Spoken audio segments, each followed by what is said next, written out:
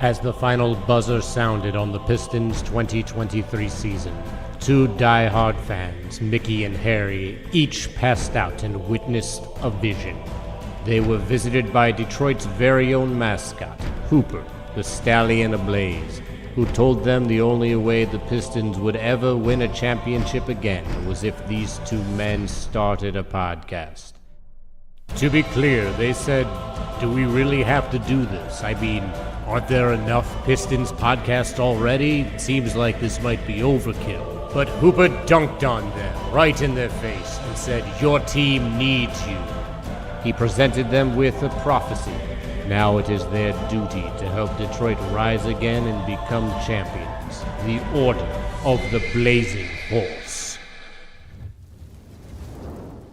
Welcome back to another brand new, hot, spanking episode of Order of the Blazing Horse, the only Detroit Pistons podcast based on a mystical prophecy. I am one of those prophets. I do have hair on the toe knuckles, who knows? One of those prophets touched by a horse, not in a creepy way. We must always insist. Not in a creepy way, just touched by Hooper, brought here. Harry Morrows, joined as always by my co-host, my co-prof with the most on the West Coast.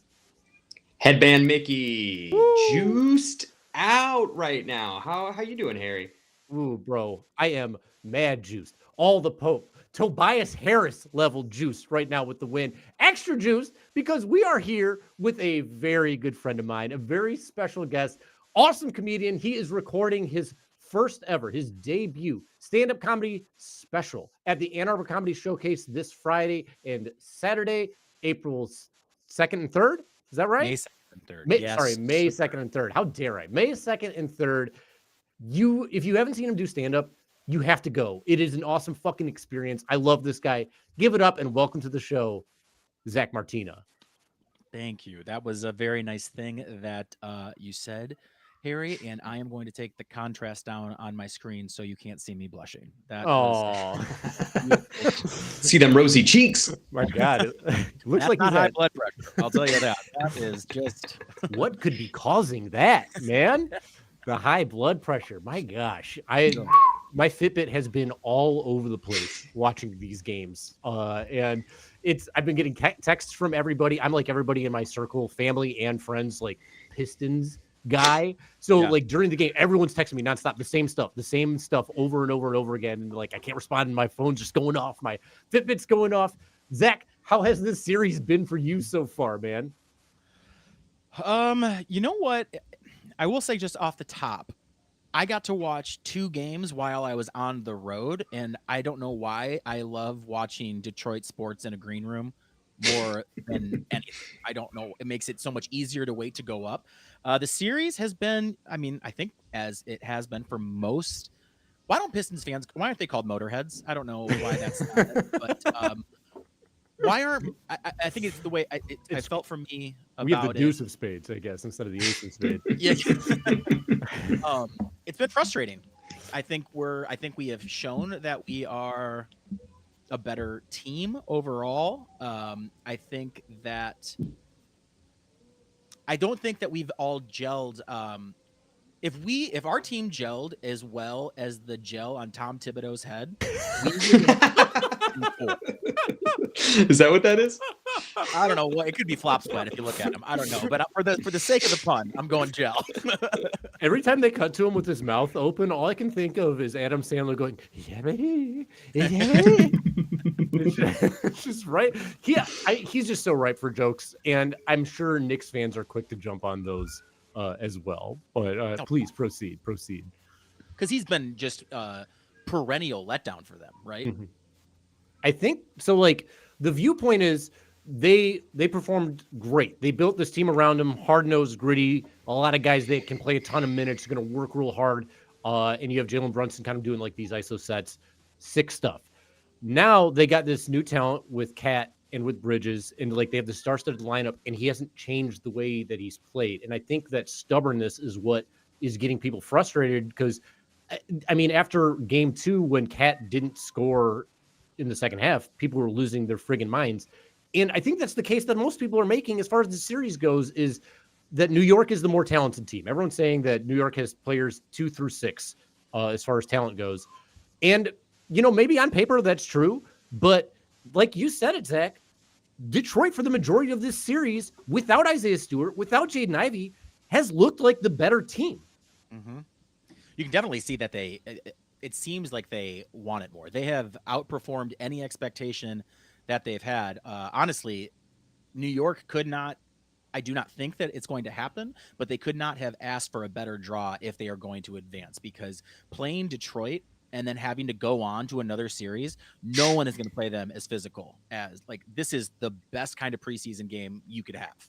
Like they're ready to go and play tough. I don't think they're going to get that opportunity. I mean, LCA, the Pizzarina, the Pizzarina, it's gotta be popping on tomorrow, because they're not going to let these fans down again. They can't. They won't.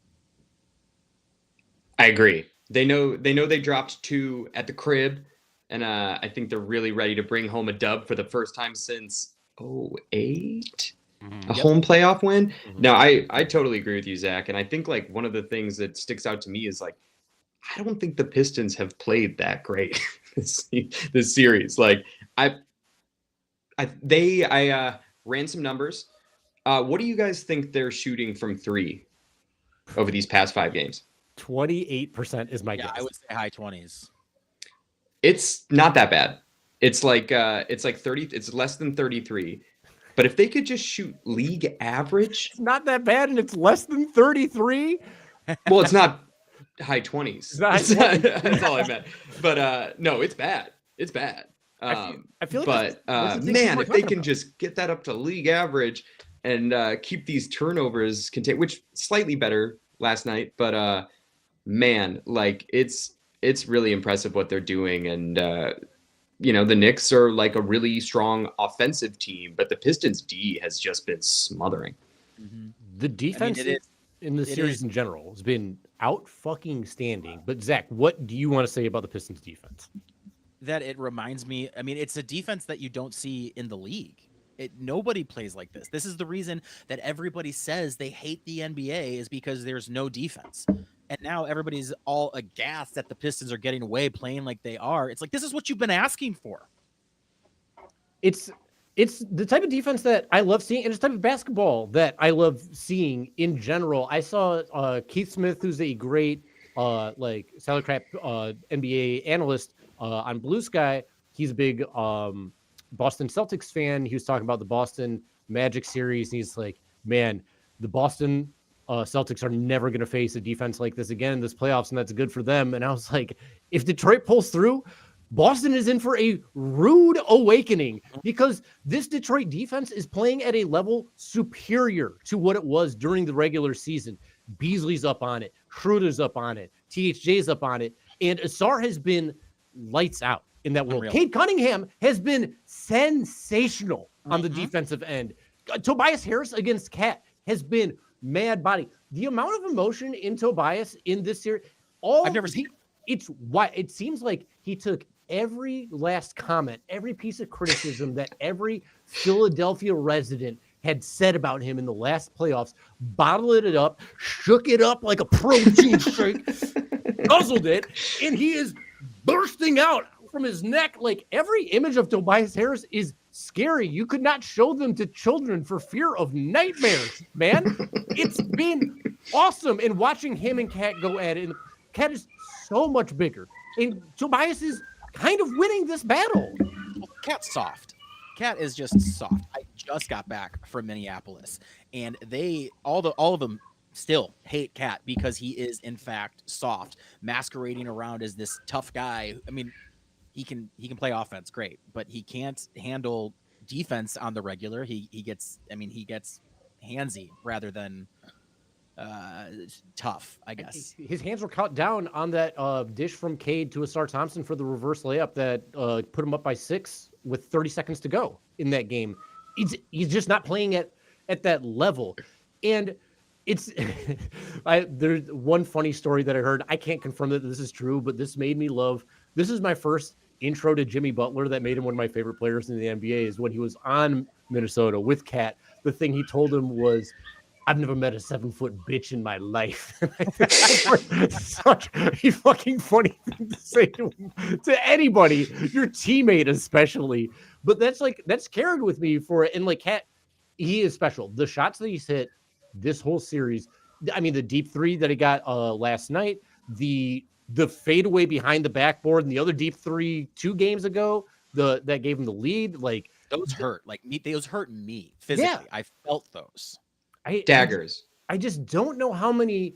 When we're talking about the New York Knicks and where we're at in the series, this series is close. It's 3-2. It could be. I mean, it could be over. No matter how you look at it, one way or the other. The point differential is, I think, within 5, maybe less, for the plus minus for the points differential for the whole series. When you look at the amount of miracle, throw up a prayer and make shots that New York has, with all the talent New York has, with the defense, and Mickey knows that I've been preaching this for a long time, that health is what wins in the playoffs. You have to be the healthiest team in order to continue making it. It's affected literally every team in playoff history, and the Pistons are the less healthy team right now, as far as Stu being out and Ivy being out. I mean, I guess Brunson's injured and Hart might be injured. Who knows?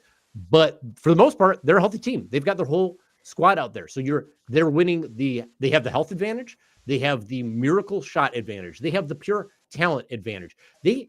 And I know the officiating has been bad, but they have benefited from the most game-changing calls in this series. They have the officiating Jalen Brunson flop advantage on top of it. I admit there were bad calls both ways. Tobias Harris goaltended on one of his blocks. It happened. The shot clock going off on Brunson's free throw, that's a bad break for New York. But the over and back would have been a bigger break in Detroit's favor. The no on the three-pointer would have been a bigger break in Detroit's favor. The flops on Jalen Brunson would be more in Detroit's favor. I get that the refs have been bad both ways. It's just been hurting Detroit and Detroit's physical defense more in this. So even with the officiating, with the miracle shots, and with the talent, this series, and with the health, this series is still freaking close as hell. Oh, it's real close. People want you to think that New York is just, biding their time or whatever because Detroit is such the lesser team.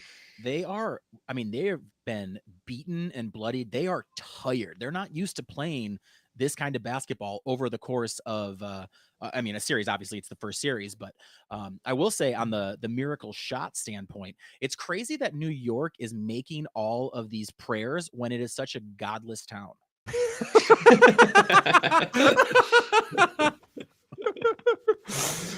And you know what? Also, that's something that should be mentioned as far as the Boston. We were talking earlier if they have to see Boston. Detroit is obviously not intimidated about playing an away game. No. Send them wherever you want. They're freaking thriving on it. Yeah. The miracle shots, I just want to first of all, kudos to you, Harry, for being an objective Pistons fan, acknowledging the Tobias goaltend. We see.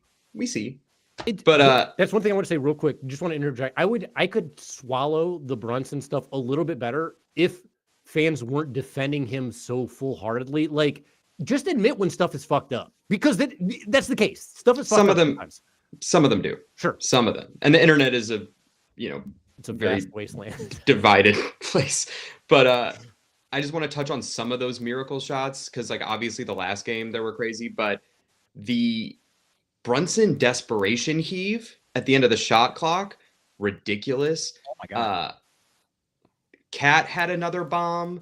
McHale had it was a transition 3, but it was pretty abrupt on.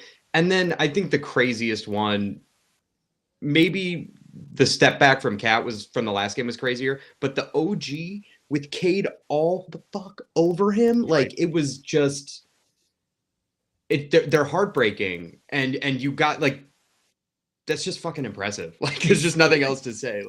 You see those things go in and you get scared. You're it's falling for them. What are we gonna do? Especially as Pistons fans who are 1 year removed of having leads and losing 28 times in a row.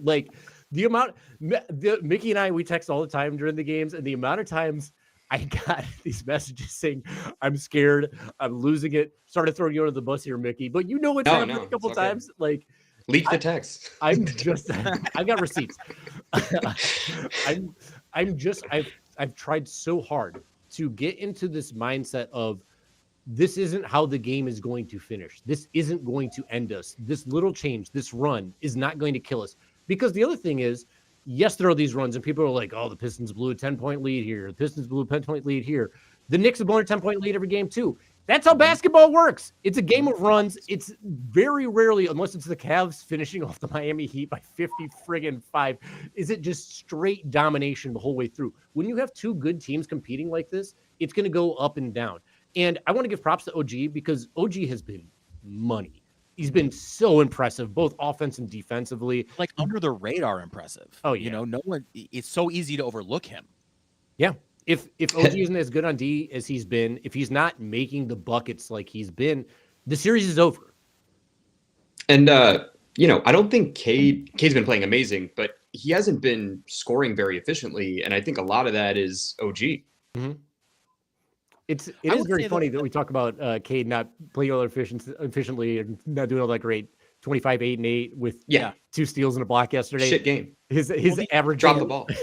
Comes in. He's playing so great in the second half. I don't know what's taking so long to get him going in the first half, but it's a night and day as far as first and second half, as far as Cade's performance goes. It seems like, and this has been like the story with him all season, because he's a third quarter killer. Just so many crazy third quarter performances. And now he's adding some fourth quarters because he really closed out in the fourth quarter of this game. He was the difference maker in the fourth. After having a slow night, I think he put up like 7 straight and then assisting on a few, like just monster moments. And I think what's happening with Cade is he sees the game. He's taking exactly how it's getting played. You go based on tape. You go into the game and you have to like play a little bit, but like, oh, this is how it's going. And then at half, he makes the adjustments. Like, I know how it's going. I know what to look for. I know what to take advantage of. And he's been there before. I think a little bit of the mentality of like the second half is where I fucking kill it is creeping in his head, and he's kind of manifesting it in Madison Square Garden. I think it's right. Game, what do you think Isaiah Stewart is going to, if he can play? And I don't know if he can. I don't know what the rumors are or anything. I'm hopeful. You guys made the same face, so I'll just go fuck myself. I don't know. I'm about to say some stuff. I feel like with Isaiah Stewart, this is like a gentleman's sweep for the Pistons, like at best. Yeah, or at worst. Because Paul Reed's been playing out of his mind.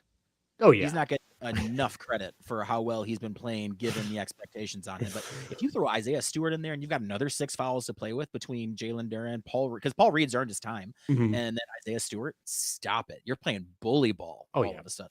Paul Reed had 4 steals last night.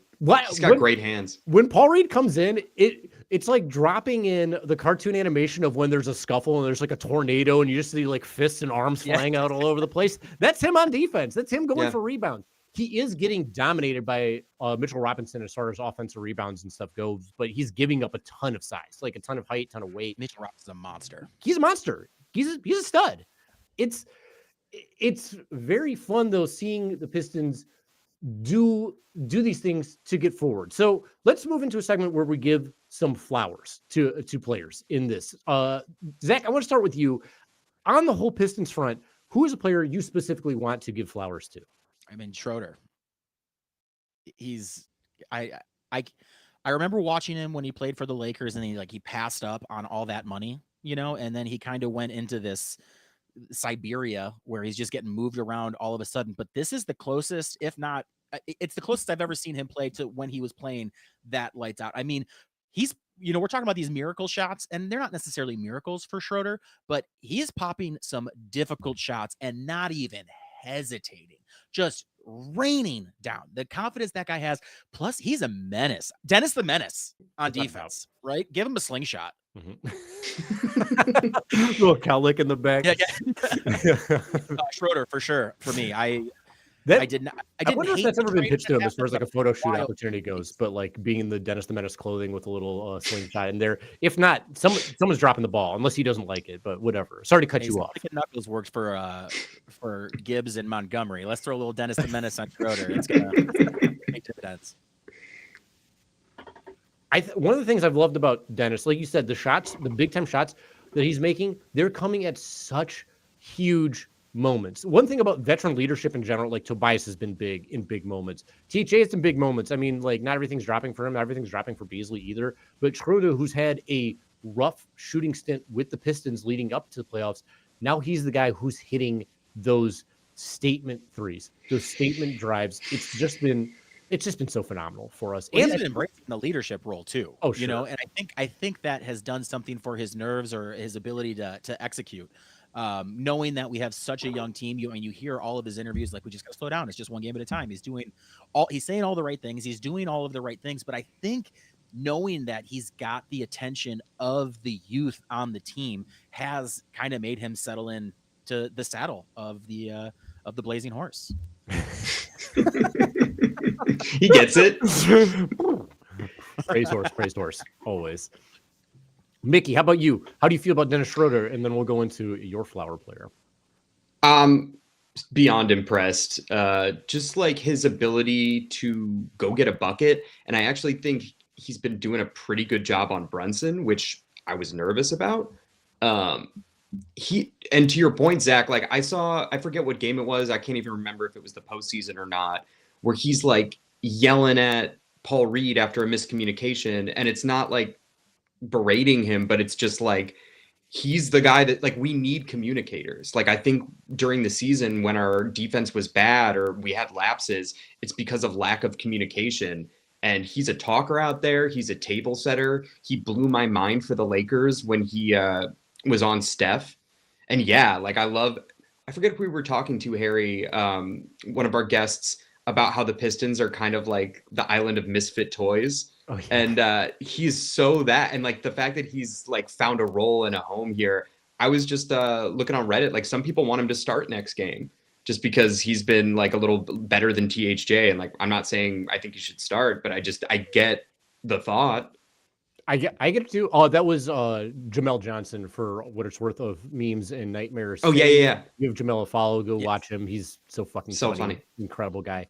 And I get the wanting Schroeder to start alongside Cade, but my mindset is, and it's always been this way. It's been this way all season. Is that you have to expect THJ and Beasley to be a little streaky in the shooting department. Mm-hmm. And they just haven't shot the ball all that well this playoffs. And I just expect it to kick in at some point. So keep them there. I mean, that's what JB's done all season long too, is like, this is my lineup. This is who I believe in. And when we were figuring out like Schroeder next to Cade in the starting position, who cares? He's there in the closing position. And he's getting 30 minutes, you know, right. Yeah. Also the spark that he provides off of the bench. Like there is nothing more flammable off the bench than when you strike the Schroeder match. Like it's different. He comes in and he wants to play. You know, you're talking about branding Schroeder matches. I'd get a pack. I get a pack of Schroeder matches. It's got the red top with like the one white little stripe on it with the hair. I love it. Oh man. Yeah, strike and get hot. The Dennis Schroeder story. He's been such a great, and to think that we acquired him for also acquiring 2 second-round draft picks. For that, well played, Harry. Strike and get hot. So good. Hey man, if you're out there and you need a copywriter, marketer, brander, maybe not your guy, but in this case, I am looking very for work. Specific point guard branding. Schroeder, Dennis, we made you like a clip earlier. I think supporting you pretty hard on TikTok. Maybe we did the Dennis Schroeder highlights with Werner. Dueling Werner Herzogs. You know we got your back, dog. You know we're looking out for you. So maybe you join us. Maybe we can get a project together. We'll get this whole Schroeder collab. Yeah, get there. And okay, so Mickey, who is a guy you want to give flowers to on this Pistons squad? It's got to be Uncle T. Got to be Tobias.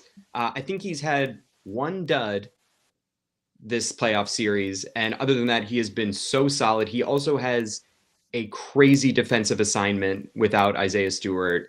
Guarding Cat is no easy feat, especially when he's got like several inches on him, and is just an incredible offensive player. But this, especially yesterday, unbelievable. And when he got when Mitchell Robinson knocked Duren into Tobias and he got jacked in the eye, Harry had a great skeet on Blue Sky. He said, I guess Tobias's reset button is on his eye. And holy shit, he just like was activated after that. And I know the block was a goaltend, but there was another one that wasn't. And just the effort and the shot making, 3 for 5 from deep, he's just been so steady. And everyone that we've heard from, like, or read about, just like praises his locker room influence. I think from what I've heard from like Omari and other people, like he's going to be with the Pistons for a while. And I'm pretty pleased about that. He reminds me of Cliff Robinson in that regard. Uncle Cliffy and Uncle T, they're both unks. I love me an unk. I want to sit down at that family dinner. Who's getting the wishbone at Thanksgiving? That's the question. All right, Harry. Anyone on the New York team throwing up those prayers because their wishes are granted. Godless sons of bitches. Fucking pagans. The Tobias Harris stuff. You were a doubter at the beginning of the season when he was playing. I was a doubter before the signing. Like, I didn't want it to happen because I have friends who are Philly fans and like the defense is so horrible, and that was my big focus. My big takeaway from last year was I want this team to sign two-way players, because if you watched Bojan, if you watched Alec Burks, you would know that if you can only do one end of the court, you're not an asset to this team right now. In order to have a successful team, you have to have guys that play two ways. And I didn't think Tobias Harris was that guy. To that point, this postseason, as opposed to last postseason, he's averaging almost 4 times as many stocks. And that's going against Cat. That is playing the tough assignments. That's with an extended offensive load. Like, his role is just so much more important here. He's got such a good head on his shoulders. He's really like teaching the young guys how to be leaders. And I think that's helping not just like the other young role players, but also Cade, as far as like, this is what it means. And Cade was already that. And now he just has even more senior leadership and role model to look up to as far as that goes. It's a match made in heaven. And I mean, I absolutely love it. I love everything he's brought. And I'm so happy for him as an individual, for his success to overcome, because just like all the negative attention that he was getting before, I'm happy that's washed away. I'm happy it's driving Philly fans crazy. And I'm happy that we're reaping the benefits here, and that maybe we have a long-term solution at the 4, which is a very difficult position to find a successful, important player for your team in the NBA. I think, too, when you talk about Tobias Harris in Philadelphia versus Detroit, the level of desire is so different. I mean, particularly on the defensive side of the ball, because, yes, there are mechanics to it. Yes, there are instincts to it, but it is very effort-based. It is very like, how much do you want to turn the key and lock it down? And I don't think that was the mentality in Philadelphia. I mean, you look at all the players that they have. The only player that I would say that didn't really ever like take any time off was Maxey. Everybody else would kind of clock in when they wanted to, particularly Embiid.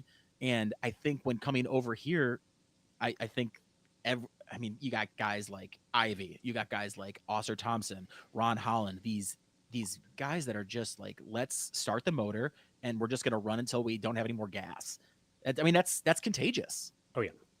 And JB on top of it, talking about pouring the gas on the fire, like the amount of effort he's getting out of, like you said, Tobias, and out of Jalen Duren, like the turnaround in like just, I hate to say effort, but the turnaround in motor on Jalen Duren from 2024 to 2025 is out of control. Like it's just such a different thing going there. And I remember when Trajan Langdon came in and he's like, we need everyone to buy in from top down. Then they brought in JB Bickerstaff to be coach, and people are like, okay, I guess this is fine. I don't think anyone was like jumping out of their seat excited about it, especially coming off the Monty hire and fire that everyone was super juiced about and then super upset about. And then to see them just get on the same page, and then for all the players to get on the same page as well, it's been so incredible. And to get two-way Tobias, huge. And the thing I thought was going to be the biggest reason for the Pistons' success this year was to get Cade to be a two-way player. And he's been maybe the best defender on the Pistons in the playoffs, while also being just straight up the best player in the series. Was it game 3 where he was flirting with 5-5, 5 and 5? I think so. Yeah, he ended up with 4 steals. It's nuts how good it could have been. And on the Tobias thing, I think that these young guys are making him feel young again. I think they're reminding him of like what it was to play back when he's like, oh, I can still do this a little bit. I think so. Like he's looking reinvigorated, man. Like rejuvenated. He was juvenated before, lost it, got juvenated again, rejuvenated. To quote JB Smoove in Booty Tang, all-time classic film. If you haven't seen it out there, get on it because that movie rules. You got to do a deep fake of Tobias Harris on JB Smoove's body. I believe that part's off camera, but I will still do the deep fake. I can make it happen. We'll put it over him. I'm gonna make that clip happen. We'll get it in here. What time where are we at the recording? 33. Let me mark that down for a clip. Already got a bunch of clips out of this, which is great stuff. Sadate. What the hell did you say to me? I'll run it down on the kiddie side, yes. On the runny side. Yeah. Gary, before we get to your flowers, I do want to give just one solitary carnation to Cade Cunningham for what he did with Ron Holland a couple games ago, where Ron's like, I'm going to fight. And he's like, no, dude, I'm going to shoulder check you out of here. You know we can't afford that. Cool as shit. God. That was so awesome. Man, he pushed Ron out of the way like countless bouncers pushed a shirtless Harry out of the bar when he was 22 years old in Michigan in the winter, drunk as a skunk, trying to start some shit, trying to be a grown-ass man, not realizing he was a little-ass boy. It was awesome to see went at Ron Holland the way that Isaiah Stewart went at LeBron James. That's just a teammate, too. Did you hear what JB said after the game? The like, what did you tell Ron Holland to, like, get him not to do that? He's like, I didn't tell him to do anything. I want him to keep being the guy who he is. I love that about JB. JB is hot, son. JB got a technical foul last game, complaining about the challenge that he lost in the fourth quarter, potentially rightfully so. The man is livid. He is as worked up as everybody else is. I've seen, in my flowers, I'm going to go to JB, even though I think he deserves some. He's gotten a ton of shit online for his challenges. I think they've all been close, and that's my issue, is like, don't waste them on the close ones. Don't waste them so early. But aside from that, I think his coaching decisions have been pretty damn good. I think his change up for how to get Asar Thompson in this last game. I talked to Bryce a little bit about this. Bryce pointed out that the minutes matched up with Jalen Brunson. Incredible. And look at the game we got out of this man.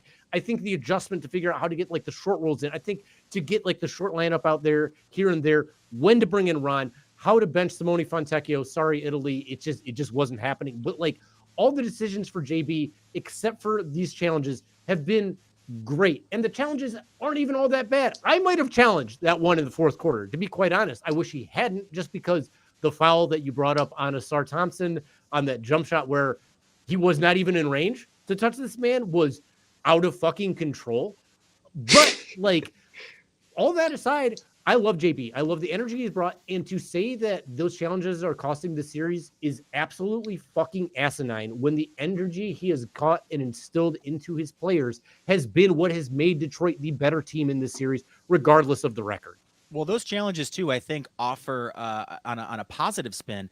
A lot of those challenges that he's making that people are complaining about are at the behest of his players. They're like, no, they're all Tobias Harris. it's everyone's been Tobias Harris. Players. There's been Cade. I think there's been a Cade one, too. This guy has my back, you know? Outside of, Chuck Daly, he is the most bad boy coach we've ever had. And I only omit Chuck Daly because – I mean, he was the bad ones. Like that's where it originated. But this guy personified. He's the player, or he's the coach equivalent of a bad boy player. It's so wild to say that this was the perfect hire for this team. But we had Ace Pedraza on our last podcast, and she said it like he is the perfect hire for this young team. He's a basketball psycho, and like he gives his all, and he really friggin' cares. So I don't know why things didn't work out the way that they worked out in Cleveland. I'm not sure what the deal is there. And perhaps Cleveland, they're playing like lights out right now. Good for them. But also, thank you, Cleveland, for firing that man so we could bring him here, because I truly don't know if anybody else on the planet could have got out of this team what JB Bickerstaff has gotten out of the Pistons. as soon as we hired him, I had a lot of friends texting me from Cleveland who are like, they would always preface it with the caveat of, hey, he wasn't getting this done for us, but you're going to love this guy. This guy is a very good coach. Like, they were happy for us. Mm-hmm. In Coach's Warehouse, you're going to like the way you ball, right? With you guarantee it. Yeah, you got to, right? It's been awesome. So mad props. I guess that could be my flowers. My flowers could be to JB, and then I like your flowers to Cade for that little push up. Let's just give flowers to Cade in general because he's been the best player in the series. He's averaging nearly a triple double. He's been the best player on the floor almost every friggin' night. And this is his first playoff experience. Like this is his first go, and he's averaging nearly a triple double, a nearly 25-point triple double. Also averaging 3 fucking stocks a game. This is a two-way stud with everything on his shoulders. I get he missed some clutch shots in the previous game. Whatever. Like he's still hitting clutch shots, getting there. We made this case from the entire way. I don't need it to be the very last shot. How did we get here in the friggin' first place? And he's averaging nearly 9 assists with his shooter shooting like absolute fucking shit on the other end. That's sensational. With Duren and Asar kind of clogging the lane in some of these games. Like this, the way that Cade is still generating all these baskets for his team, just what a fucking stud, man. I cannot imagine the Pistons being more successful with any other number 1 pick. Is there another one that you would prefer to Cade? No. No. I love Cade. I love his new logo, the 2 C's and the star. Ooh, yeah, exactly. I love it. It's real cool. And to Cade's credit, he has missed some big shots, some clutch shots. Doesn't stop him. He does not get shook. He has 100% belief in himself. It's a next shot mentality, next pass mentality. He does not look back. He's so steady. And to your point earlier, Zach, like about how he's kind of like a second half guy, I think you're both right. I think it's a lot of like assessing just the way the game's being played and, course correcting and making adjustments. I also think he's the kind of guy who it's not always like first half, he gets a bunch of assists and then second half he gets points, but like he has so much responsibility. Like I know Brunson is a point guard. I know Shea is a point guard, but they're score first guys. And Cade is just such a skilled distributor. And I know that when he it looks like he has tunnel vision. Like he wants to get the other guys involved too. Like that's so much responsibility. Like not a lot of players have the responsibility that he has. And I think he handles it super well.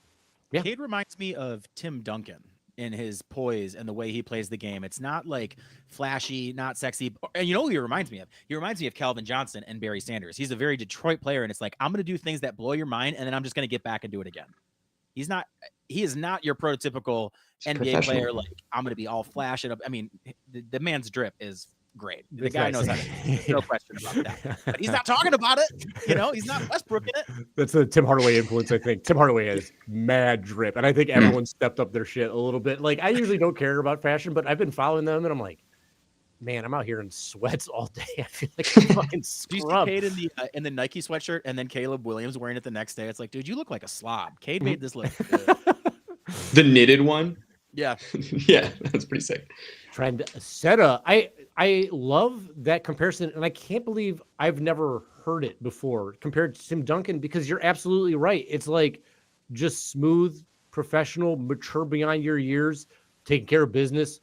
I'm that dude all around type guy. And I wonder if I'm going to hear that more from people in the future now that you brought it up. Once you've cracked the little the membrane in the NBA sphere, it's in the ether. Mm-hmm. It's out there in the world.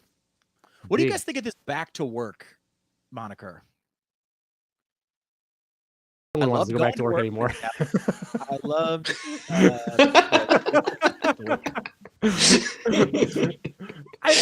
here's my thing. Fuck work. Like fuck work, dude. I go to the Pistons to escape thinking about work, and I get that that's their job. I just also feel like you could come up with some better slogan. Mickey called them, and I love this. We've been pushing this all year, but the Don't Look Now Pistons, and that's what they've been. They've been fucking show business. Don't look now, surprising you. Holy fuck. Don't look now. The Pistons are going back to LCA, momentum on their way, looking like the better team in this series, while the Knicks are playing desperate as shit. What do you think about it, Zach? I hate it. I think it's they've done some good things as far as branding. They've had some great jerseys. They've had some great, their social media has been doing a good job, but this back to work thing they need to go back to work. That is go back to work on the back to work slogan. Yeah.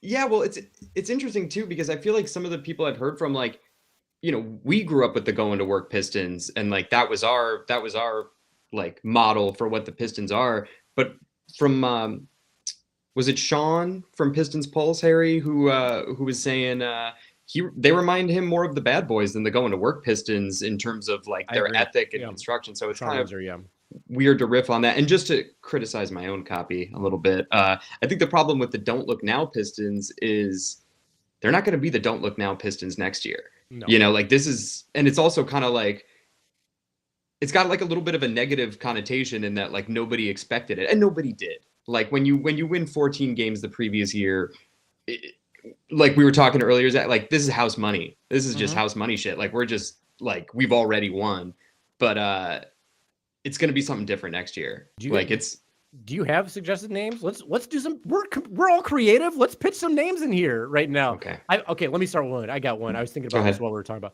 How about the Bruise Crew? We got the Motor City Crew. We got the Bruise Crew because these guys. What about the Bruise Cruise? I love the Bruise Cruise. Like the Dream Cruise? Yeah, Bruise Cruise is even better. And the engine thing, we could call them the Big Block. Ooh, Big Block. I love that because we also got Isaiah Stewart, and he is the defensive side of things. Yeah, I'm the Big Block. Along those lines, you could go with the Pit Crew, although it does sound like maybe they sell deodorant. I don't know. Get a sponsorship with X, the Pit Crew. I love it. Dog Pound Pit Crew. Maybe I'm biased, but we could also call this generation the Order of the Blazing Horse. And then all of a sudden, you're the official podcast, baby. I like that. Say, I've said it before, and I will say it again. There is not a better name for a Pistons podcast out there. It's so great. Thank Hooper. Praise him. Praise Horse. And I can't wait till Hooper's on the pod. I can't wait till you guys get that interview. We've got to figure out how to get the ethereal Hooper onto the E for ethereal instead of Ethernet for Hooper. And I don't want to take credit for the Pistons' success. I mean, we just did exactly what Hooper said, and he did exactly what he said he would. It's a group effort. Yeah. Order of the Blazing Horse. Sick. I love it. I think we got some good names out here. Options. I think so too. And these are just off the top of it. This is just off the top of our head. Yeah. Doming. Talk about the copy. So before I get into like what our final segment will be here, let's just cover our bases with like the rest of the Pistons and just like what we want to see from them, what we expect, and like what the Pistons need to do to take care of business in these next two games to win a game at Little Caesars Arena and hopefully to win this series in 7 games. I'd like to start with the guy who's playing the least minutes, and that's Ron Holland, who had like a nice little start, and then he got to 11 minutes after like 2 pretty good plays, and his minutes have gone down because he's kind of been rookie looking, turnover prone, mistake getting. How you guys felt about Ron Holland's play? I think he's playing the way that I would have anticipated him playing, having watched him the whole season. The playoffs are obviously a different animal, a different atmosphere, a different energy. He's cranked up. He is cranked up. He is Popeye on spinach, man. He needs to just cool out a little bit. If he slows down, I think that's all I need to see is just the game slow down a little bit and him trust the abilities that we drafted him for. The dude can defend. And honestly, the dude can score, or he's at least not afraid to put up some shots. I think he just needs to slow down. Vicky? Yeah. I'm biased. I love Ron Holland. He has looked like a rookie in this series, and it's sort of like we saw with early Ivy and a little bit of Sar too, where like, as you said, Zach, when the game slows down for him, things will be a little different. But like they're like in some ways like too athletic for their own good, and yeah, these are really high stakes situations, and the turnovers, we just can't afford them really. But I think like if we're in a situation where we're up and like Tobias is in foul trouble or someone needs rest, like he's great to just plug in, get some defensive energy. Like sometimes he can hit an uncontested 3 in the corner, but like it's just there's some mental stuff. Like you saw it, like not to keep bringing up the Bucks game where he lost, where he missed those 2 free throws, but like there's just some stuff that he's going to have to figure out. And it's not just him, it's other guys too. But I think less is more right now with the Ron Holland minutes. And I say that as a unabashed Ron Holland stan. What do you think, Harry? So I agree completely with both you guys. Like it does seem very similar to how it's been all season. And I remember we saw him early in the season. He would drive and he'd get blocked, or he'd drive and he'd take a charge, and he wouldn't like really know who to pass to. And then things like slowed down a little bit. You start focusing on like, I'm going to do this. I'm going to work on my passing a little bit. I'm going to work on my finishing a little bit. And then his minutes went up and his performances were going up, and we're like, wow, this is awesome. And the playoffs are it's just a new experience for him. The energy is up. I think it is moving a little bit fast for him. But if he's able to do in the playoffs what he did in the regular season, we're going to see some stellar growth from this kid, and we're going to be friggin' thrilled about it. Like, if he's not getting a charge called against him and he is able to finish at the rim, that's a huge momentum swing for Detroit. The threes, I could care less about. Like right now, I could care less. It'd be nice if he could hit one. He took one, but like I don't expect him to make it at this point. It's not his friggin' game. I want the spark plug energy off the bench, because that was the Ron Holland special. Something wild would happen. He'd cause like an insane turnover at the half court and get a stunning slam on somebody. Yeah. I want that. And I love when he gets a quick spell early in the game for like Asar Thompson coming out, because then the Knicks are like, oh, thank God, Asar's not out there anymore. Enter Ron Holland. And you're like, okay, great. This friggin' blows. So that's what I want to see from him. It is going to be less. And what another thing I want to say about it is I appreciate JB Bickerstaff noticing like, hey, you messed up. That's 2 turnovers. You're done. It's over for you tonight. And that sort of accountability, Pistons they were not scrutinized in that same way last season. And this season they are. And I really respect that about JB. And I think that this young squad, Ron Holland in particular, is really responding to that. So I'm all about it. And Paul Reed, we talked about a little bit as well. He's doing the best he can, and it's actually not too bad. How have you guys felt about Paul Reed? I've been thrilled. I mean, yes, he is giving up some size on to Cat, but I do think I don't know. I mean, it's not flashy, but he is getting things done. I agree. I don't think I could ask for anything more of Paul Reed.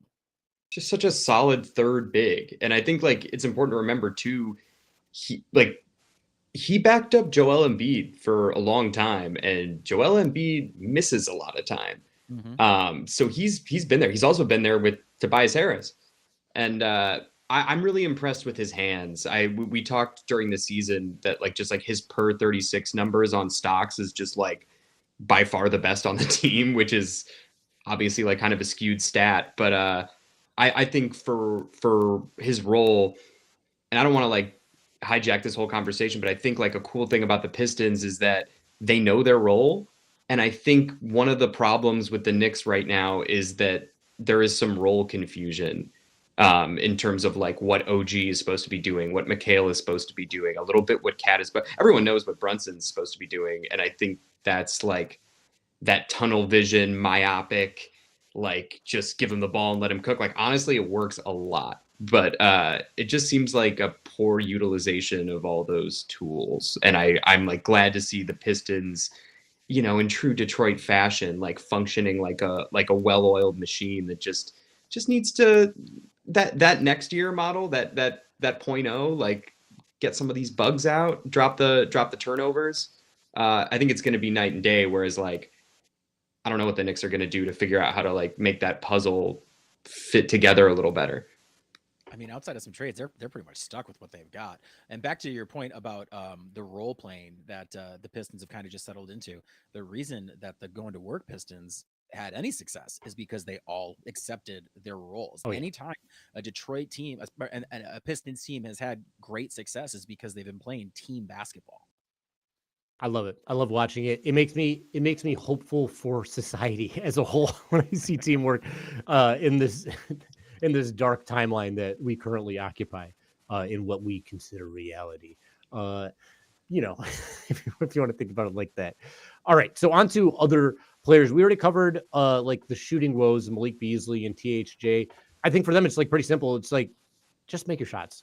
Plain and simple. Hit your shots, Yeah. and we should be okay. Then I think the player that we haven't talked about at all, and after this will be the last guy we talk about, and we'll move into our next segment, is Jalen Duren. Who are you holding up? Was I wrong? I thought you were going to talk about the jersey hanging behind you. Oh, we haven't talked about him either. Then let's talk about these two guys. Let's talk about Duren and Asar. Let's start with Asar because you brought it up. Much maligned for his offense leading up into this game.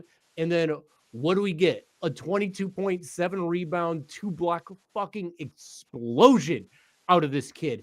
I think it seems like they figured out how to hit him in the short roll, like in this game that's been lacking. It was there all season, and finally it showed up again this game. We finally got some lobs. The defense adjustment, this is the one major thing I want to point about Asar. The offensive leap, awesome, and I'm really happy he started finishing.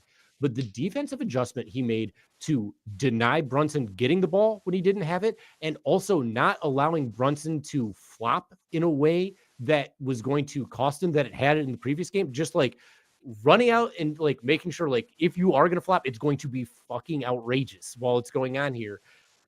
And he was in what he finished with like 4 fouls or something, but like it took a while to get there. And we've already brought up some of these fouls, like pretty wild shit. He was essentially available the entire game, and the defense was fantastic. The chase down block that he had on Brunson was one of the wildest blocks I've ever seen. The athleticism from him is juicing out of the ears. How have y'all felt about my guy, Asar Thompson? Exact same. I mean, he definitely needed to calm down. I was before last night's game, I was very nervous every time that he had the ball in his hands because he was missing dunks, and not dunk. He was missing dunks. I think last night did a lot for his confidence. I think we are going to see the version of Asar we saw last night more so moving forward because his defense has always been there. And I think he just needed to get into his own head and be like, I can do this. And I think last night he saw that he can. I agree. And real quick before I get to you on this, Mickey, what you said about missing dunks and like just like second guessing, looking more confident. He went up immediately when he was getting the ball this time. In the first few games, it's like he caught it and then he was like holding on to it, trying to maybe draw a foul or like get a better look. He just exploded up on this. And I think, like you said, this is going to be the way because that was jitters. And now he's like, oh, this is just my game. Okay, on to you, Mickey. Yeah, I think there was an early play yesterday where he like got the ball, kind of started to drive, then saw Josh Hart down low and pulled back. I don't know if Josh Hart was planted, but I was like, don't back down from him. You've got this. Like just his ability. I mean, I agree. Getting down low and the dunks and the oops, great.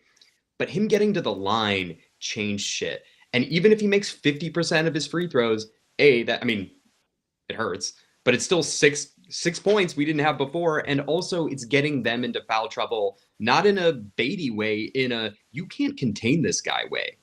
Like you just don't have an answer for him. And now you're frustrated. And keeping him out of foul trouble was such a game changer. I'm so excited. I really feel like that was the switch that we needed. Like that like, I don't know. I don't know what they're going to do about that. Like, they're just going to have to like make every single shot, which like, who knows, maybe they can, but night and day. And I agree with you, Zach. I was a little worried the first few games, just seeing, like, knowing what an impactful player he can be and just seeing him sort of hamstrung in this series thus far. But I mean, not to make excuses for him, didn't have an off season, missed a lot of time this year. Like, what's so exciting to me is we're still just scratching the surface on what he can do and be, and that includes like shooting not even really being a factor. Yeah. As far as the foul trouble that he's been getting in, I can't name one player on the floor for this series that has been getting more phantom calls. I mean, he's not even touching him half the time. It's been kind of crazy, and that's going to be the focus of our final segment here. So I won't get too much into it, but I'm just so happy the Stars on the team. And like the other excuse that we left out is this is the first playoff. Like this is the first playoff for Cade, for Asar, for JD, for Ron Holland, for Ivy, who's not even playing. Like Stewart's not playing. Like this is new stuff for them. So yeah, you have to expect it to go this way, and to see them grow in this short time period against what is supposed to be an elite offense with 4 studs on it, pretty freaking awesome. And so like finally, let's transition to Jalen Duren. I think the fan base is pretty torn on him, and I feel from like same performances, some people are like the D's going great or like the D's going terrible. And the way I feel about it is he has 31 rebounds in the last 2 games. Like that's a ton of rebounds, and they're coming at big moments. Like I get that it's not perfect with him. Again, he's 21 years old and it's just like not working out great, but his like adjustment blocks have been awesome. His being around the rim has been pretty good. The biggest complaint I've seen is his defense against Cat, which is not supposed to be his man anyway, and has been his Achilles heel in general. And Cat is also one of the most elite, if not the most elite shooting big in the history of the NBA. So if we want to like Stu, right? Like there's no Stu to spell him. Like typically he's not able to play as aggressive. He has to be, yet he's still getting called for fouls at an alarming rate, calling out the flopping motherfucker in like the meantime. But like, I feel like even in the games where he started out slow offensively, he showed up big at the end. And I forgive his jump ball miss a couple games ago. I forgive the inbound pass. Never should have been in that position. It shouldn't have been in that position. Like just such small things and such small little learning increments.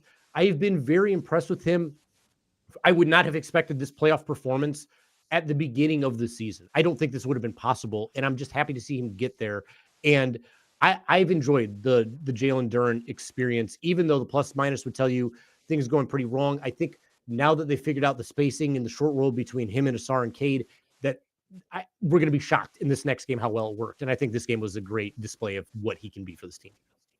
I think you have to be patient with Jalen Duren. I think what he has shown he can do inside on offense. I mean, no one's throwing it down like him. But I don't think a lot of people are giving him credit for is slowly but surely he's starting to dish some dime. My God, 6 assists last night. 6. I mean, that's some, and he is not. He's certainly not a liability from the free throw line. No, you can't. Yeah. You can't hack a Duren. Mm-mm. Were you gonna object to that, Harry? I mean, he missed a couple, but like everybody was missing free throws yesterday. So like, whatever. It's not like Mitchell Robinson though. Really quick before we segue, I did want to ask you guys if Hart is hurt. Do you think that bodes well or poorly for the Pistons in terms of other bench guys getting more minutes like Deuce and Mitch? I think Hart's their fire. I think that is a good thing for the Pistons if he can't go. Yes, I agree completely. Hart has been, when you look at what's been working for New York as far as offense goes, it's not the half court, it's transition, it's pick up pace basketball. And Hart is responsible for the majority of that. And clutch boards too. Clutch boards, and he's drawing fouls. I get that people don't want to see him play like a ton of minutes in New York, but he's pretty important. And he gets a lot of big time baskets, big time plays. He makes winning plays. Banging threes lately. He's hitting threes. And when you look at the bench, Campaign had his day or his like 15 minutes. Not even, he had his 5 minutes as a whole. It hasn't been great otherwise. Deuce McBride has been busted, like straight up bad. So were they going to bring in Precious Achiuwa? Like, okay, that's your Paul Reed. Like, good luck with how that's going to go. That bodes well for the Pistons. And even if they play the two big, that's going to be super tough because now you just put Jalen Duren on him and you still have Tobias Garden Cat. And now you have two bigs out there at the same time. How are you going to rotate it? I think any injury bodes well for Detroit, no matter what.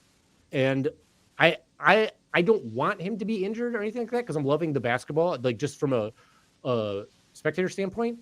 But I do think it would be very much to Detroit's benefit if he was out. Thank you guys for that. I feel better. What not that he's necessarily out, but I was worried. I was worried that Tibbs leaning on his bench might actually be a good thing, but we'll see.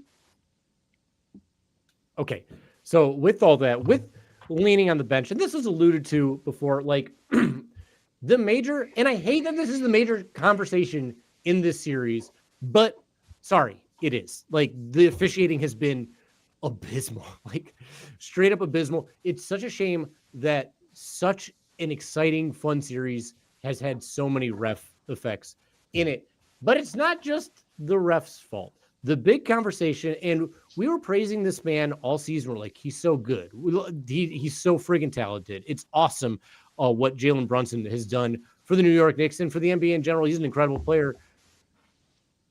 After the national conversation shifted on him in game 2 of the series with the flopping, which was absolutely egregious, and it stopped for a game after that. But the last 2, the amount of text that I get from not just Pistons fans, but from anybody who is not a New York Knicks fan is like, this is hard to watch because it is over the top. It is so unfun basketball. Mickey's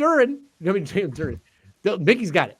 Jalen Brunson has a flopping problem, and it sucks for the NBA. It's worse than the three-point shooting. It's worse than the ticky-tack fouls on defense. It is fouls. In it's the flops. The flops are so horrendous. And we skeeted this on Blue Sky during the game that the Knicks they know they're not going to win a championship, so they're going for a Tony Award with all these acting performances that they have going on. Get your own trophy some way. So we made our own little Academy Award, and we've nominated the 4 flops for flop of the series with the Pistons and the New York Knicks. Oh boy. Going in. God, this is exciting. Boom. And they all are. We can see it all happening. I want to say it's been an incredible series for flops. We've seen flops that we never would have seen and seemed imaginable. Flops that are better pratfalls than Peter Sellers in the Pink Panther series. You've seen worse flops from Buster Keaton. It has been incredible stuff. And we're going to decide, Zach Martina, you are going to be our judge and awarder of what you deem to be the biggest, most egregious flop of the series so far. So with that in mind, let's stick with flop number 1. It happened in game 2, which was the most egregious flops of the entire play. Great night for flopping. Incredible acting flop. I was going to give some audio. You guys won't hear it, but you will hear it on the stream. Contact from Thompson. On this Down play goes Brunson. Brunson goes around the screen, tries to get through. Personal foul. He gets some contact from Thompson. Let's take another look of at Detroit. comes through. And they have really been physical with Brunson all Grant night. Hill saying they've been on the physical ball Brunson and all off night. the ball, and you see it right here. Thompson fighting through the screen, and Brunson selling it. Wow. As Grant Hill said, Brunson selling it a little bit. Zach, why don't you give me a little feel about this in particular flop?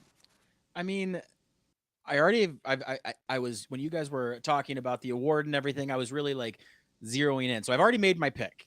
Whoa, we already know this is just for the fans. Then break this play down. I've already made my pick, but this one, it's hard to watch because Osser was villainized for doing absolute. I mean, yes, there is a shoulder, but he's not. He fell a different way. It's like the JFK second gunman. Why is his head going? I mean, oh shit, son! There was a second shover. Yes, there is the feet going, but I don't know, man. That's It's pretty wild how he went down. Okay, Well, I so think. go ahead, Mickey. I think your skeet, Harry, was like really accurate. Because it's like a Tony. That's for theater, and for that you really have to play to the cheap seats. You have to project. The camera picks up on subtleties, but he's big. He goes for it, and I guess on a certain level you have to admire it. He could be in a movie RRR without stunts. Well, and his style of play makes the games take about as long as the RRR runtime, which is like what, 3+ hours. Oh my God. Okay, on to flop number 2. This also came in game 2, potentially more egregious, some would say. But this is the Knicks are 8 of 25, and Thompson This is the one. can't believe he was called on the foul. Give it to him. And Thompson that was can't one of believe those it. plays where it looked like the official called the foul once Look at Brunson he's fell moving and backward, lost the and ball. then it's as if Jalen Brunson hit Not a brick sure wall. If Brunson hadn't fallen there, a good defense. I Jalen thought. Brunson, if anything, Although corners have not had a huge impact. Like Grant Hill said, like it seemed like the ref waited for Brunson to fall and lose the ball before he made a call. here's the thing: the way that Brunson fell makes it look like Osser had an incredible defensive stand. He pulled the chair from under him. Defensively. Yeah. I just Clearly don't. loses his I footing. remember this one clear as day, and this is the one where I was like, he's getting phantom calls. That is BS right there. Look how mad Asar is too, which he doesn't typically get that angry. This is also the famous game when Brunson celebrated with the 6 6 on getting Classy. the call out. Classy move. What's so crazy about this, and this is like the Brunson special where he runs into a player and then bounces off, but Asar is bouncing back the other way. Physics says that should not be possible. The amount of strength Brunson has shown in this clip to physically move his body in the opposite direction to pretend like that is what is happening in this play is astounding. It's those pony legs, dude. He's got those pony legs to where he can just drive and then change direction immediately. That would hurt anyone else. Yeah. Why is there even a flop violation if they're not going to call it? Like, this game was the game. Yeah. So I did do a little looking into the flop violation, and they have stated, and they haven't been calling it like at all this entire year, and that flop violation was mainly for players taking offensive fouls, like taking a charge and pretending like doing. So not like you have the ball and then you do it. It's like you're like standing there and you wait to take a charge. You're like, oh, I'm way hit. So that's not quite the Brunson special, although we might get into it later on. It's very rarely called on the ball handler, if not at all. I think the rules were specifically not for that. It was for a defensive player trying to sell a call. That being said, truly, the NBA, if they want like a watchable product, they need to take this into consideration, because the flops from Embiid, the flops from Trae Young, and especially the flops from Jalen Brunson in this series, I'm not sure for like the whole year, but in this series, are so obvious that it's not a question of judgment. This is a question of this is you. You did this to you. No player did this to you.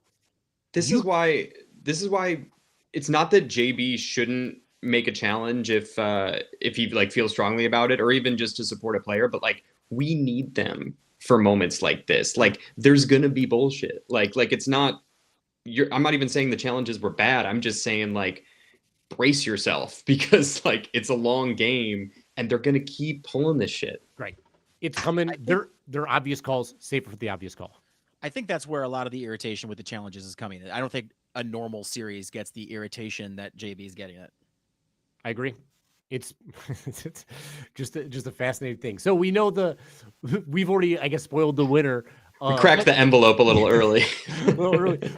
Let's take a look at some of the flops that didn't quite win. So in game 3, there was another flop that drew the ire of many a Piston fan and just casual NBA watcher in general. So I want to put the audio on for this one before we talk about it, because the audio is insane. I know you guys can't hear it. His first foul. Wow. Okay. I'm going to say it for you guys. You guys heard it on the stream, but my guest here did not hear it. This is when Reggie Miller was commentating. He sees the fall and he goes, wow. Okay. Like it's so nuts. Jalen slip and slide Brunson, everybody. Trade his ass to the Heat, because he's in Crocodile Alley as far as the slip and slide goes. That one's definitely up there. It's the slide into the Isn't this where he got hurt too? I don't know. Yeah, maybe your ankles would be in better shape if you weren't falling every 3 seconds. That can't be good. My Lord, but just like it's just so egregious. Zach, tell me a little bit about this foul, because it's a tough pill to swallow. I just feel like Jalen Brunson took tumbling classes. I feel like he was minoring and clowning, he's a clown. He was minoring and clowning, and he had to tumble to do that because these are ridiculous. I mean, the thing that's so crazy about it is he is a compact guy. Like, he is not huge as far as his center of gravity is. This doesn't happen. As a short, stocky man, you don't fall like this. I'm gonna tell you right now. Do you know? I know for sure that you don't fall like this. It's funny too, because here's the bump, but that he falls, like, there is contact, but it's after the contact. Is he like trying to make like he got tripped? Because I don't understand, like, just the what could make him fall and slide in that way. Like, there's the bump, then I don't know. One thing that drives me crazy about this play is in regard to this sort of flop, you're not even trying to shoot the basketball. You're not trying to score it. You're not trying to get there.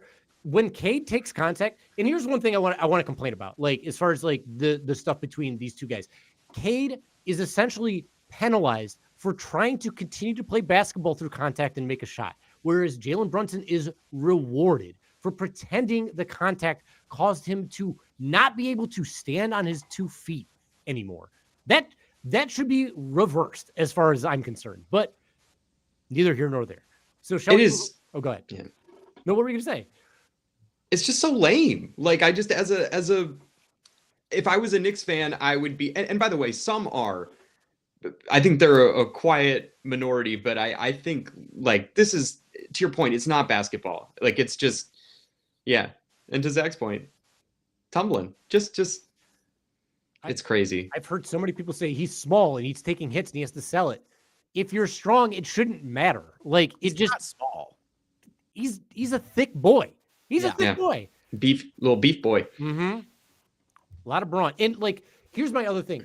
If you're going to compliment and brag about how strong Jalen Brunson is, then you can't get these calls at the same time. It can't go both ways.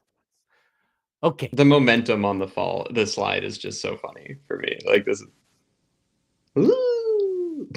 just crazy. Absolutely crazy. Yeah. All right, on to the fourth one, and this happened last night, and there were several fouls. This is even the foul that Jalen Duren called him a flopping motherfucker on. It's not one of the fouls that Asar Thompson got busted on. This is in this world. This is his lone offensive foul that he took, and this was on a break by King. Up the floor, Cunningham. Down the middle, leaves it for Thompson. The layup goes, but it's going the other way. He was falling back before Cade even made it. We talked about in the first half, Jalen Barely Brunson, touched. always We're one gonna of get a the better look at it leaders right in here. drawing offensive JB can't fouls, believe it. taking Look the at him charge. left. Cunningham downhill. Brunson just steps in there. See, this doesn't win for me only because I think this was moving. I mean, obviously it is a flop and everything, but it shouldn't have been a foul for this. I think for the reason that the pass was already out of his hand. It was not only was it out of his hand, he barely got touched. Cade slowed up his momentum. Like, you hear Grant Hill on the broadcast go, "Ooh, that's tough." Yeah. He also leans into the contact, which THJ did earlier this series and didn't get the call on review. Mm-hmm. Like, again, just call it evenly. And, like, I believe the officiating has favored the Knicks, but both fan bases are just upset with, like, as you described, Harry, like, the inconsistency and just this, like, oh, we kind of, like, leaned Knicks in the first half, better make up for it in the set. Like, just fucking, like, I don't know. It's really frustrating and aggravating because I think the consensus is that this is by far the most fun series in the East. And it's just, like, mired in stuff that it's not supposed to be about. Number 2, best performance by a leading actor, and then number 4, best performance by a supporting actor to the ref. Supporting actor is so funny. Number 1, best visual effects. These are all practical. This is CGI. This is all practical effects out here. But God, they really sweeped it this year. the award for flop of the year, as Zach said, Zach, you want to give it to him? Goes to number 2. What'd you what Clip number 2? Yeah, game 2. Yeah, clip number 2 in the fourth quarter. Yeah, the second gunman. The second gunman. That's such the physics defying. I mean, true artist of his generation, I think we can say. Shout out to LeBron James Lipton, teaching him inside the Flopper studio, really making him the player he is today. And yeah, man, I don't know. It's just I get that New York fans are like sick of the flopping conversation, but you created it. Like, and like it was a thing last year too in the playoffs. Like, this is just not. There was a game, I forget which one it was. Like, one of these games, Beasley got called for a ticky-tack foul, and you just see him talking to the refs. Playoff basketball, playoff basketball, playoff basketball. Like, it's just. This is exactly why parents have to discipline their kids. Otherwise, their behavior is justified. You know, I will say, in defense of Jalen, life, he's just that's just how he is. No, he's living his own journey. No, not okay. I will say, in Jalen's defense, I think he's been disciplined by his dad plenty. Yeah. From the clips I've seen, I think there's like a real Joe Jackson sort of situation going on. Oh, man, I did not know that. It's like, I'm just gonna fall. I'm just gonna fall and make it look like I'm done. A defense mechanism. I guess that I can't shame him too much for it being a defense mechanism, but get that the fuck out of my house. Get this out of the playoff basketball. I hate it. I fucking can't stand it, and I'm so happy that the world's eyes are open to it. And I'm also happy that the national conversation isn't about like who's the better player in the series. The national conversation is Cade Cunningham. Holy shit, he's the best player in this series, and it's going to be a problem for years to come. So, Zach, we do know that your special is recording this weekend. Get tickets, y'all. If you live in the Michigan area, come to one of these shows. It's going to be awesome. It's going to be special. It's his special. Do you have a name for the special? I don't yet. I've got to narrow it down to a couple, but I'm just not sure. I was thinking Family Man, or I was thinking A Lot to Live For. They're all kind of just plays on the jokes. I don't know yet, though. I got to feel it. I got to see it. I got to see which joke really resonates with me after it's on the tape. But also, come to the shows, but also will afternoon start time for Game 7, please. And thank you. Yes. Fingers super crossed for that. Zach, where can the people find you? Give us where to look for you on social media, where to look for you in person. You got other stuff coming up? You can find me on the corner of 33rd and 5th. It's the eye contact. Just my name, at Zach Martina. I'm on all the socials. He's, again, great follow. Super fucking funny comedian. Great dude in general, too. Zach, truly, like, in all my years of doing comedy, you're my favorite people I've met, just on a life level. And I mean that, man. You and Mickey, both two of the best guys I know. I don't deserve this. I don't deserve these. I don't deserve these flowers. Give them to a Piston. We will. We'll try to do so. We haven't really pumped this out the entire time we've been here, but we're looking for those subscriptions. You got to like, you got to subscribe, you got to sign up for the alerts so you know when these podcasts are happening. We're trying to get to as many likes and subscriptions as Malik Beasley hits threes by the end of the season. He hit over 311, I think, with 319. So that's a tall task. But if we can get to 100, help us get to 100. It's free. Look at this content we bring you. Look at the guests we bring you. Look at this second shover theory that Zach has brought to your attention. You ain't getting that nowhere else. Conspiracy Carl is going to have some thoughts on that too. Have him back on the show. We really appreciate it. Mick, you got any closing thoughts on the day? I don't. I just want to say you're great too, Harry. You were singing our praises, and goes both ways, my dude. Thanks, man. I would have said that, but I believe compliments are a gift, which is why I don't return them. Well, I'll take them anyway. I'll still live in it. I like it. I like to think that's been implied or just delivered specifically. Guys, thank you so much for joining us on the show. And we hope you had a good time watching the game. We hope you had a good time watching the show. And we hope that you get to go see Zach this weekend. And if you can't make it to Zach's thing, we hope you get to go see the Pistons at the very least. And they're winning. That losing streak at home is over. It is going to happen. I believe in this team. I hope you believe in this team too. Everything we've seen shows that they have what it takes. They got guts, global guts, local guts. Give him the aggro crack. Give him the glowing piece of the rock. And the Larry O.B. You heard it from Harry Mo right here today. I know Mo's husband, by the way. I met Mo's husband in Los Angeles, who is a famous juggler, double stick comedian. Funny stuff. And I do want to point out, oh my Lord, I already forgot the one thing I was about to point out on the way here. Give us a follow on Blue Sky, on all the socials, on Substack. I know we're not supposed to say that sort of stuff, but still Pistons. And we end every show the same way by saying the Order of the Blazing Horse acronym, because it sounds like what a horse would say, trying to say Order of the Blazing Horse. And that, as we all know, if you're a fan of the show, is what, Mickey? Tell them.